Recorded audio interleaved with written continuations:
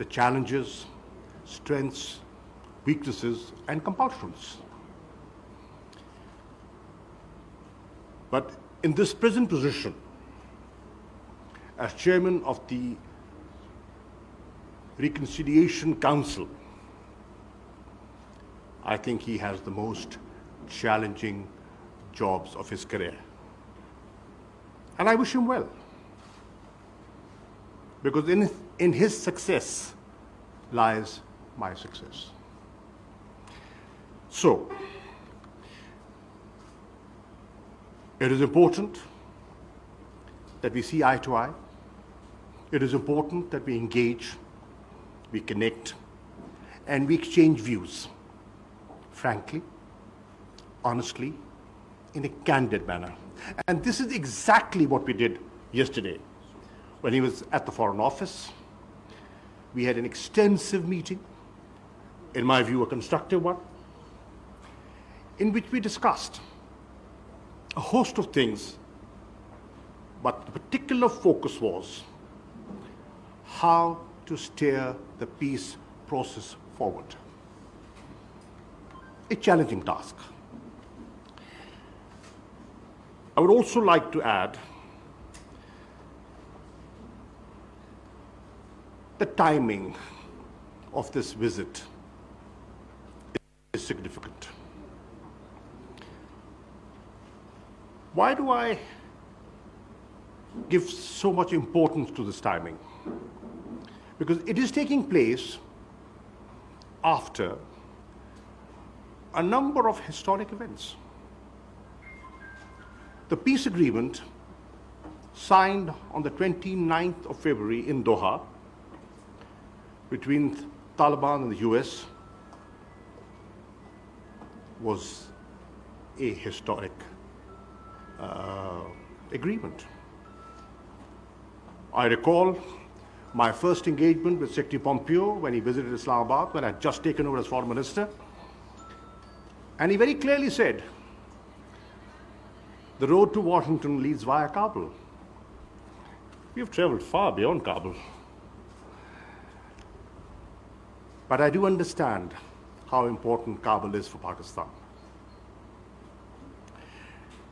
And that agreement and the fact to bring the Taliban to the negotiating table wasn't easy, but it happened. Reaching an understanding wasn't easy, but it happened.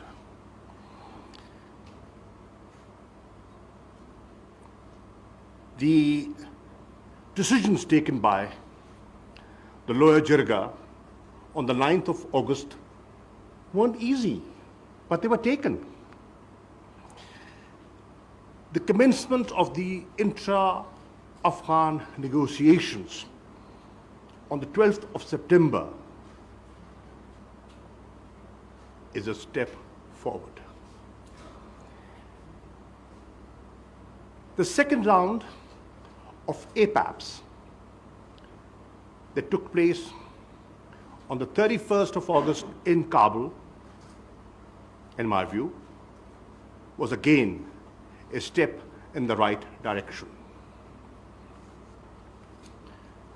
Prime Minister's telephonic conversation with President Ashraf Ghani on the 25th of September was positive. He was extended an invitation, which he has accepted, and inshallah will be visiting Afghanistan. And this visit, a 3-day visit of the chairman of the High Council, in my view, is a significant development. So I welcome you and your delegation to the Institute and to Pakistan. Ladies and gentlemen, where we have arrived today did not happen overnight. This convergence evolved over a period of time.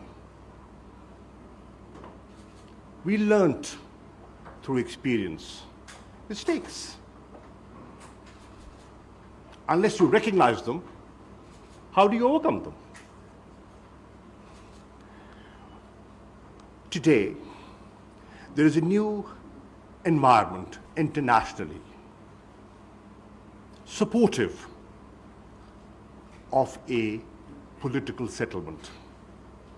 Today, the peace process has regional support, and it cannot move forward without regional support. Today, there's a greater realization bilaterally in Afghanistan and Pakistan that if we want a prosperous future for ourselves, we need peace. And that realization is dawning on us, on you, me, and our nations. And that's the positive thing that I see. Our realization has evolved over the years that there is no military solution to the Afghan conflict. This voice, which was often not heard, has finally been heard. Today, there is recognition that a negotiated political settlement is perhaps the only and the best way forward. So this is a unique opportunity, a historic opportunity. And it must be seized. It has to be seized by the leadership of Afghanistan. Today, reduction in violence leading to a ceasefire is a prerequisite and a necessity for peace. Today, I can say this with confidence, and Dr. Abdullah shared this with me yesterday, that the overwhelming majority of Afghans want peace. I do recognize, so does he, that there are and will always be spoilers. We have to keep our eye on them. We have to remain cognizant. They are. Let's not forget that there are many who have benefited from the war economy. And they could have different interests. But the overwhelming majority feels that this is the right way forward. And that's a positive development. We feel, and I believe, Afghans and only Afghans can determine the future of Afghanistan. A sustainable peace can only come from within Afghanistan. It cannot be imposed on Afghanistan. You have to feel in a particular way. You have to move forward with conviction. And only then will you overcome the challenges and the hurdles that are in front of us. All sides have to work together. Work together for a peaceful, prosperous, stable Afghanistan, which is Pakistan's desire, as mentioned by the Director General.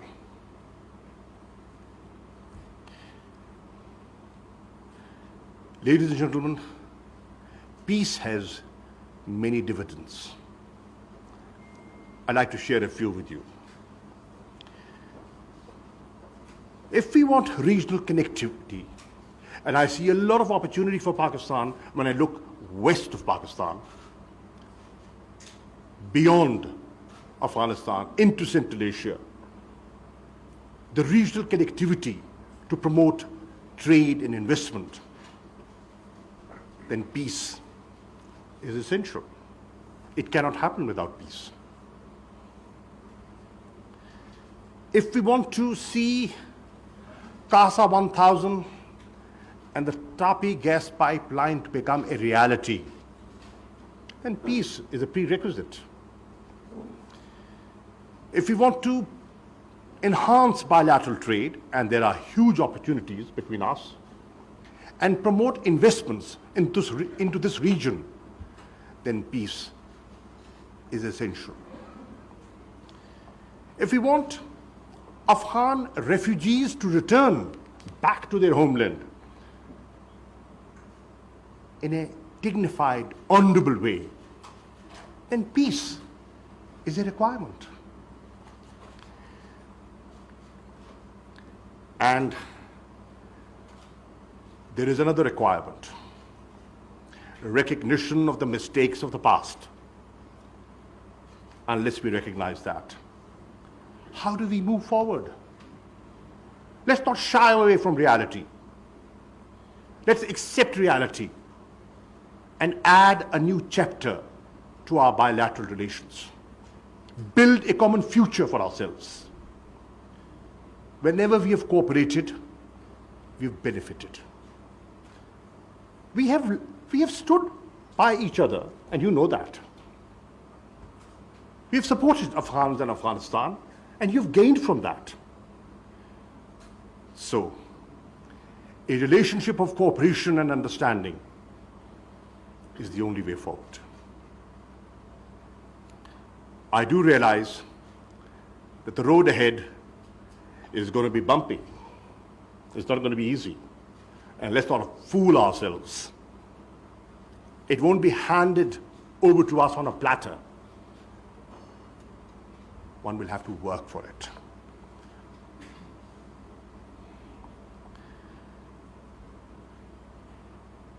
But I want to highlight to you, sir, as the chairman of the Peace Council, the name of the game is patience. You will have to be patient. The school that I went to, and the Prime Minister went to, its motto was, perseverance commands success. So we will have to be persistent and patient.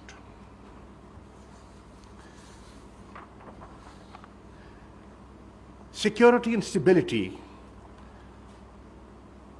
is what we need, and our security and stability is interlinked. So I want to close my talk by giving you, and through you, to the people of Afghanistan, a clear message, and through these honorable delegates of yours. And my message is, we have no favorites. My message is, we do not want to meddle in your internal affairs.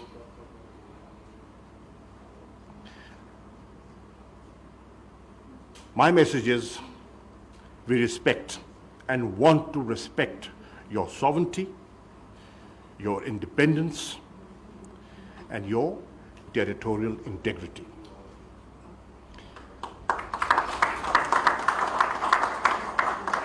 And my message is,